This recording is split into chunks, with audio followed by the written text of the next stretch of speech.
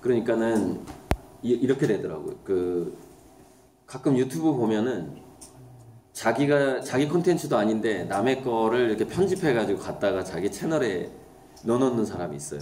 그리고 제 영상도 그렇게 편집돼가지고 올라간 걸 본 적이 있어요. 그러니까 이상하게 뭐 두 개를 이렇게 합쳐가지고 전체 시간을 다르게 만든 다음에 이렇게 콘텐츠를 올리더라고요. 그리고 나서 거기다 광고를 붙이는 거예요. 그러니까 남의 콘텐츠를 자기 채널에 올린 다음에 거기다 또 광고를 붙여서 그런 사람도 있더라고요.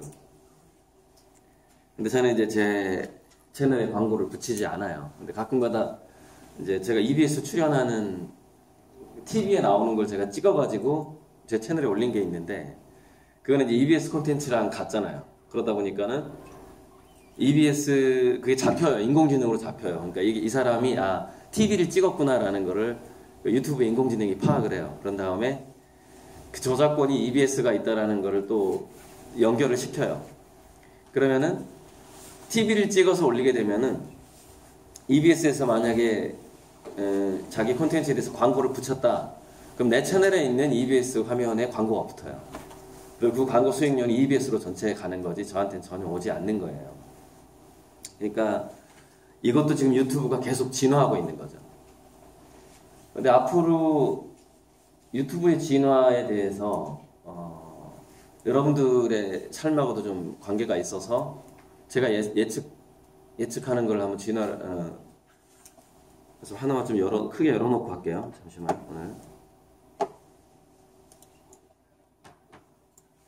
제가 여러 가지 일을 하는 거 저기 나오죠. 우측아래. 네.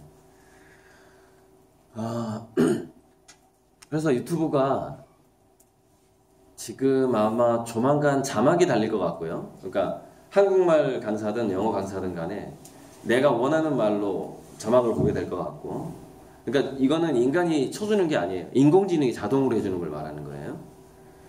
그 다음에 그러니까 자막이 달리는 거는 제 생각에는 1년 반 내에 서비스가 될 것 같고, 자막이 중요한 게 아니라 지금 한 몇 년 전에 나온 소프트웨어 중에 하나가 뭐냐면, 그 사람의 음성을 그대로 인식을 해서 내 음성이 만약에 내가 중국에서 태어났더라면은 나는 이 음성으로 중국말을 이렇게 할 것이다.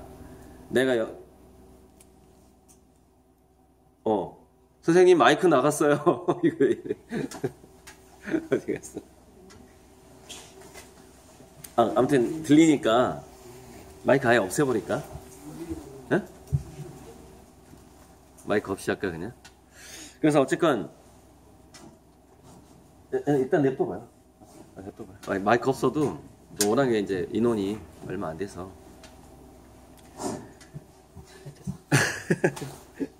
진짜요? 그래서 뭐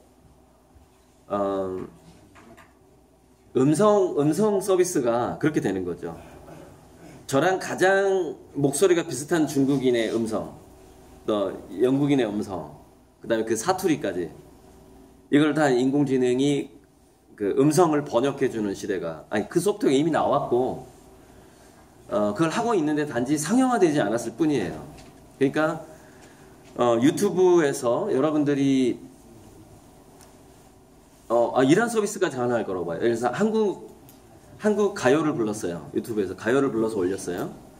그러면 그 가요를 가장 적절하게 번안으로, 영어라든가 중국어로 번안해서 여러분들의 바로 그 목소리와 바로 그 가창력 그대로 인공지능이 구현이 가능해요. 마치 외국인이었던 것처럼. 그리고 자, 지금 생각으로 읽어주는 모자를 만드는 벤처기업이 등장을 해서 투자를 받았는데, 미국에서 우리가 마음속으로, 우리가 묵독이라는 게 있잖아요. 책을 읽을 때도 마음속으로 읽을 수 있잖아요. 그리고 생각을 할 때도 마음속으로 생각할 수 있잖아요. 그 문장을 분석하는 거예요. 두뇌를 분석해서. 그래서 우리가 생각만 해도, 우리가 생각을 하게 되면 여러 개의 문장을 동시에 생각할 수도 있죠. 어찌 보면은 한 문장씩 이렇게 두 문장씩 생각할 수도 있고, 그 문장을 상대방한테 그 나라 말로 음성으로 들리게 해주는 것까지 지금 곧 상용화 될 거예요. 그러니까 이걸 이제 텔레파시 기술이죠. 텔레파시 기술이고, 그 다음 구글 이어폰이 있는데 블루투스랑 이어폰을 꽂게 되면은 내가 한국말로 하면 상대방의 거의 실시간으로 영어로 들린다거나 이렇게. 그 구글이 동시 통역을 염두에 두고 연구하고 있는 외국어의 개수가 한 500개에서 600개 정도 돼요. 여러분 500개에서 600개의 언어 그러면은 나라 자체가 200 몇 개잖아요. 근데 한 나라에 여러 개의 언어가 있을 수 있잖아요. 그러니까 전 세계 나라를 뛰어넘는 통번역을 생각하고 연구하고 있어요. 구글이 50개국, 60개국이 아니에요. 500개에서 600개의 언어를 연구하고 있다는 거죠. 동시 통역할 수 있게끔. 지금은 주요 5개국어만 되지만 지금 현재 되고 있어요. 여행 다니면서 그걸 활용하고 있다고 사람들이. 그러니까 제가 지금 유튜브의 미래화하고 구글이 지금 계획하고 있는 동시 통역의 문제.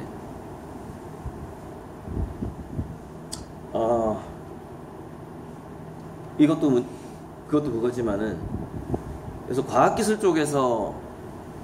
쪽에서 원자나 원소에 대한 그 특성을 인공지능이, 분자라든가 원자라든가 이런 것들에 대한 특성을 인공지능이 공부를 한 다음에 어떤 물질과 어떤 물질이 섞였을 때 어떤 변화가 올 것인가까지 예측을 할 수가 있어요. 지금 인공지능이.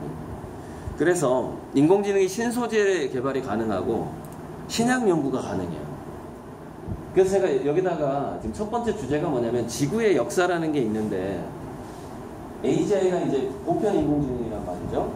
지구의 역사는 인공지능 이전과 이후로 나뉘는 거예요. 가장 큰 변화예요. 가장 큰 변화.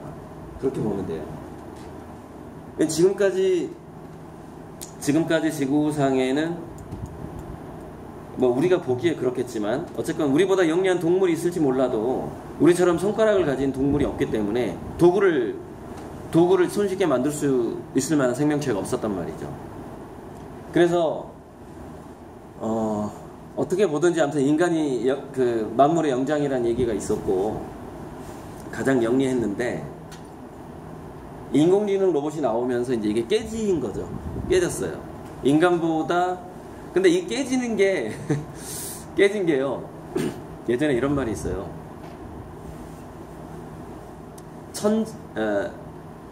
그래서 이 말을 여러분도 듣고 좀 자극을 받기 원하는데, 천재와 보통 사람의 차이는 인간과 원숭이의 차이보다 크다라는 말이 있어요.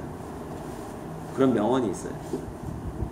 그러니까 여러분들이 지금 현재는 그냥 다 같은 친구들이겠지만 여기서 10년, 20년, 30년을 여러분들이 어떻게 살았느냐에 따라서 천재와 보통 사람으로 나뉘게 되어 있어. 그런데 그 명언에 의하면 한 사람은 원숭이나 침팬지고 한 사람은 인간의 그 종의 차이 정도로 두뇌가 달라져요. 그게 제가 두 번째 하게 될 두뇌 가소성에 대한 주제예요. 어떤 게 사람이 천재와 원숭이로 나눠질 수 있는가의 문제. 어쨌든 인공지능 얘기를 좀 더 하자면은, 그러니까 인공지능과 인간의 그 IQ 차이가, 인공지능의 IQ가 대략 1만 정도가 될 거라고 하는데, 그러니까 IQ의 차이하고 성능의 차이하고 달라요. 그러니까 무슨 얘기냐면 지진 5.0하고 지진 7.0의 그 강도는 100배 차이가 나요. 그러니까 지진 5.0보다 6.0이 10배가 강해요. 그 다음에 6.0보다 7.0이 또 10배가 강해요. 그래서 지진 5.0하고 7.0은 100배 차이가 난다 이거예요. 근데 그게 예를 들어서 대략 IQ 100하고 IQ 120의 차이 정도? 그러니까 IQ 100이 할 수 있는 일하고 IQ 120이 할 수 있는 일을 생각을 해봐요. IQ 140이 할 수 있는 일은. 그게 이제 예를 들어서 지진 5.0이 뭐 IQ 100이라면 지진 6.0은 IQ 120이고 뭐 이런 거죠. 그러니까 무슨 얘기냐면 인공지능의 IQ가 1만이 될 거란 얘기는 인간이 할 수 있는 일에 몇 조 배 이상의 우리가 예측할 수 없는 일을 할 수 있다는 걸 뜻하는 거예요. 그냥 뭐 이렇게 인간 최고의 IQ가 200이고 인공지능의 IQ가 1만이다 그러면 800 차이 난다. 아니구나. 1800 차이 나는구나. 아니 18,800 차이. 아니다. 쏘리. 9,800 차이가 나네. 그러니까 9,800 단계의 차이가 나는 게 아니에요. 그 각 단계마다 곱하기 2씩 이런 식으로 뭔가 약간 기하급수적으로 성능이 올라가 버리는 거죠. 그렇게 해서 인간하고 인공지능이 그 성능의 차이가 우리가 상상을 벗어나기 시작한 게 이제 곧 시작을 할 것 같고, 그게 제가 예측하는 시점은 2024년이에요. 이건 제 직감이에요. 2024년경에 범용 인공지능이 거의 모든 사람이 알 수 있을 정도로 등장을 하게 될 것 같아요. 그 PPT는 이거예요.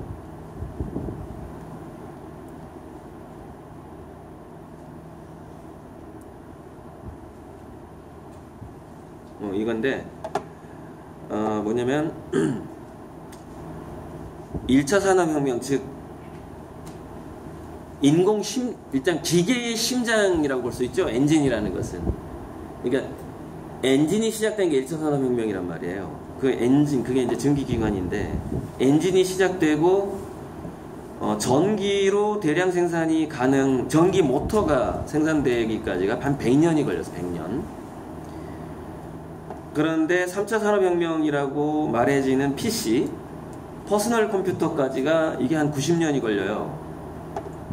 근데 퍼스널 컴퓨터 이후에 이제 4차 산업혁명의 시작인 알파고, 딥러닝이 우리 한국에 본격적으로 등장한, 그러니까 45년이 걸리죠. 그러니까 이렇게 이게 곡선이 제가 그림으로 그려봤을 때 곡선의 기울기가 저런 식으로 점점점, 그러니까 뭐 기간이 단축되기 시작하는데 10%가 단축됐다가 50%가 단축됐다가, 그 다음에 알파고 이후에 범용 인공지능까지 제가 80% 단축 시간을 잡았어요. 계산을 해본 거예요. 그냥 이렇게 그냥 때려 넣은 거죠. 그랬더니 9년이 나오는데, 그러면 2016년 더하기 9년이면 2025년이 나와요.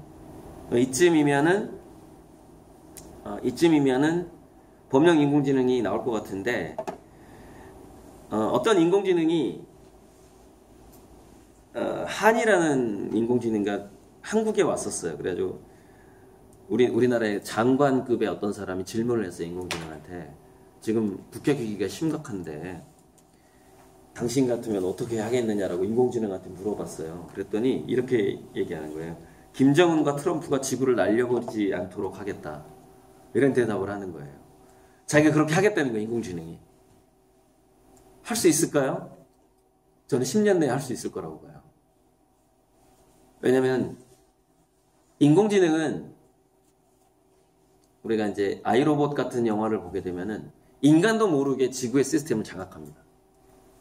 그런데 그게 우리가 SF 영화하고 실제 인공지능이 이 지구상에서 하게 될 일은 정반대라고 보시면 돼요. 무슨 얘기냐면은 SF 영화에서는 인공지능이 인간을 위협하고 인간의 권리를 빼앗고 이런 쪽으로 많이 가요. 그 다음에 인간을 다 죽여버리겠다, 소멸시켜버리겠다, 뭐 이런 식으로 시나리오를 짜요. 왜냐면 그래야지 인공지능하고 인간이 대결 구도가 되잖아요. 터미네이터 같은 영화 보면 대표적이죠. 인간하고 로봇이 싸우게 되잖아요. 근데 항상 드라마라는 것은 이렇게 적이 있어야 재밌거든요. 영화도 마찬가지고. 근데 실제 이 지구상에서 펼쳐질 시나리오는 그거는 아니에요. 그건 아니고, 그러니까 물론 제가 낙관적인 사람이라서 이렇게 얘기하는 거예요. 비관적으로 얘기하는 사람도 있긴 있어요. 근데 제가 예측하는 시나리오는 인공지능이 지구의 시스템에 개입을 하는 거예요. 인간의 의사결정에 개입을 해요.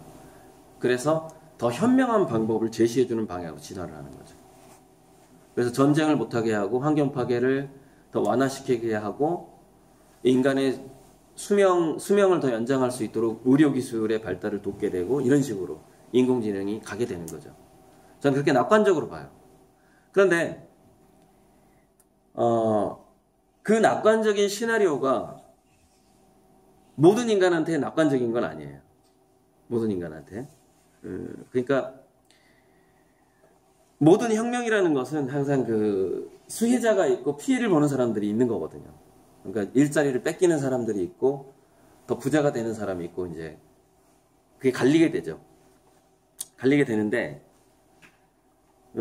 제가 오늘 여러분들한테 이게 미래 진로 강의인데 그러면 4차 산업혁명하고 4차 산업혁명 이후에 제가 이제 마지막 산업혁명이라고 제가 칭하는 게 5차 산업혁명인데 4차 산업혁명은 인공지능하고 사물 인터넷 그다음에 전 세계에 있는 모든 컴퓨터가 다 연결되기 시작하는 연결돼서 점점점 자동화되는 시점을 저는 자동화가 완성되는 시기까지를 4차 산업혁명이라고 봐요. 근데 그 다음에는 5차 산업혁명은 저는 이렇게 보는 거죠. 뭐냐면은 원칙적으로 인간이 할 일이 하나도 없어지는 상태를 저는 5차 산업혁명이라고 봐요. 그러니까 인간의 모든 행동이 인공지능이 봤을 때 아무리 뛰어난 인간이라도 다 어설프게 보이는 상태. 그러니까 인공지능의 IQ가 굉장히 좋아지고 지구상에 있는 모든 기계들을 인공지능이 자동으로 작동할 수 있고 그러니까 인공지능의 성능이 좋다 보면은 성능이 이렇게 좀 뛰어나지 않으면은 일부 농장에서만 자동화 기계를 그러니까 예를 들어서 드론이라고 생각합시다. 드론 택배를 자동으로 한다고 칩시다. 아마존 같은 데서. 그러면 인공지능의 성능이 나쁠 때는 각 지역마다 슈퍼컴퓨터 같은 인공지능의 본부가 있어가지고 예를 들어 드론 100개 정도를 자동으로 얘네들이 운영할 수 있다고 칩시다. 근데 인공지능의 성능이 점점 좋아지다 보면은 전 세계에 있는 드론 1억 개를 동시에 운영할 수도 있다는 얘기예요. 그러니까 그 정도로 인공지능의 성능이 좋아졌을 때는 인공지능 로봇이 하던 일의 그 빈틈을 그다음에 인공지능이 하기 힘든 뭔가 감정을 다루는 문제라든가 극단적으로 굉장히 그 예술성이 있는 일이라든가 이런 것들을 인간이 하다가 그런 것까지 인공지능이 이렇게 점령을 해버리는 거기까지 다 다가와버리는 그런 상태에서는 인간의 모든 행위가 생산성하고는 완벽하게 결별을 해버리는 그러니까 지금 우리가 공부하는 이유가 뭐예요? 부모님들이 여러분들한테 이 학교 좀 비싸지 않나요? 보통 학교보다? 그죠? 더 비싸게 돈을 주고 여기 보내는 이유가 뭐예요? 물론 굉장히 그 인문학적인 성숙도가 높아서 여러분들의 그 어떤 지적인 행복, 인간적인 행복을 위해서 더 좋은 학교에 보내는 그런 의도가 100%인 부모도 있겠지만 일부 부모는요 여러분들이 잘난 모습을 보고 싶어 한단 말이에요. 사회적으로 성공한 모습을 보고 싶어 한단 말이에요. 그게 일부 부모인지 뭐 90%의 부모인지 모르겠지만 그렇단 말이에요. 근데 바로 그 인간의 잘난 모습이라는 것, 인간이 사회적으로 뭔가를 잘 해나가는 것이 더 이상 의미 없는 때가 온단 말이에요. 저는 그때를 5차 산업혁명의 시기라고 봐요. 인간의 모든 행동이 장난이 되어버리는 그 시기가 온다. 자, 그러면 4차 산업혁명과 5차 산업혁명이 그렇게 오는데 지금 제가 이 1번, 2번, 3번, 4번을 오리엔테이션처럼 살짝 스쳐 지나가는 거예요. 그러면 우리 두뇌를 개발하는 방식이라는 것은 범용 인공지능이 이 지구의 역사에서 등장하기 전과 후가 달라져야 되는데 제가 생각하는 범용 인공지능의 성능이 눈에 띄게 인간을 능가할 것으로 우리가 확인하게 되는 물론 알파고가 이미 그걸 보여주긴 했지만 범용 인공지능이라는 것은 바둑을 잘 두는 인공지능 뭐 자동차 제조를 잘하는 인공지능 이렇게 따로따로 있는 게 아니라 인공지능 하나가 모든 걸 다 잘할 수 있는 걸 말하는 거예요. 그래서 그 시점이 올 것 같다는 말이에요. 그럼 그 전후가 인간들이 자기 몸과 자기 두뇌를 다루는 방식이 달라져야 된다는 얘기죠. 그러니까 오늘 지금 중학교 3학년한테 해주고 싶은 얘기는 바로 그거예요. 어떻게 우리는 우리 몸과 마음과 두뇌를 뭔가 단련, 과연 그 단련의 의미가 있을까? 어떤 방식으로 나는 살아가야 될까? 뭐 이런 것들을 얘기를 하고 가야 되겠죠.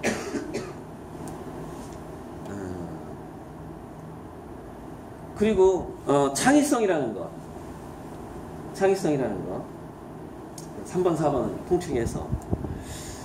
그럼 보다 더 창의적인 일을 할 수 있는 대로 가야 된다고 하는데, 창의성이란 건 도대체 뭐고, 인간의 창의성은 어떻게 나오는 것으로 지금까지 알려져 왔고 하는 부분들. 그리고 내가 그렇게 창의성을 발휘하면서 보람을 느끼면서 살만한 그런 나의 진로 또는 뭐랄까, 설정 또는 설계, 진로 설정과 진로 설계 같은 거를 어떻게 할 건가. 이것이 이제 오늘 강의의 전체 내용이고,